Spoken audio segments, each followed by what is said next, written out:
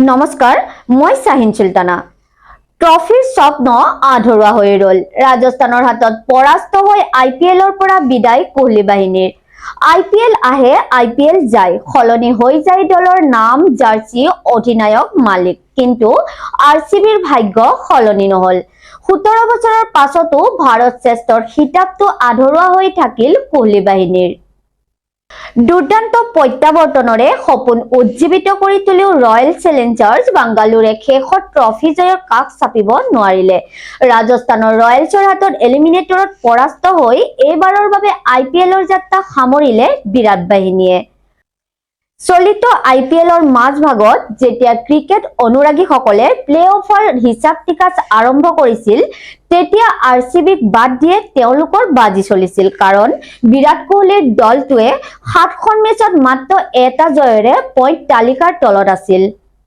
তাৰ পৰা এক ডাঙৰ প্ৰত্যাৱৰ্তনৰে দলটোৱে সকলোকে সন্মোহিত কৰি তুলিছিল। একেৰাহে 6খন মেচত জয়ী হৈ প্লে-অফৰ টিকট নিশ্চিত কৰিছিল, কিন্তু শেষ ৰক্ষা নহল। এলিমিনেটৰৰ স্তব্ধ হৈ পৰিল RCBৰ জয়যাত্ৰা। বুধবাৰে এলিমিনেটৰৰ ৰাজস্থান ৰয়েলছৰ অধিনায়ক সঞ্জু চেমছনে জয়ত জয়লাভ কৰি প্ৰথমে RCBক বেটিং কৰিবলৈ পঠিয়ায়। কিন্তু বাংগালোৰৰ বেটছমেনসকল আৰম্ভণিৰ পৰাই অতি অস্বস্তিত হৈ পৰিছিল। তেনেকৈ কোনেও পাৰ্টনাৰশ্বিপ গঢ়ি তুলিব পৰা নাছিল। শেষত RCBৰ ইনিংছ 20 অভাৰত 172 ৰানত বন্ধ হৈ পৰে। 173 ৰানৰ লক্ষ্য অনুসৰণ কৰি পাৱাৰ প্লেত যশস্বী জয়ছোৱালে আক্ৰমণাত্মক বেটিং কৰে। অৰ্ধশতক কৰিব নোৱাৰিলেও যুৱ খেলুৱৈগৰাকীয়ে দলৰ জয়ৰ ভেটি গঢ়ি তোলে।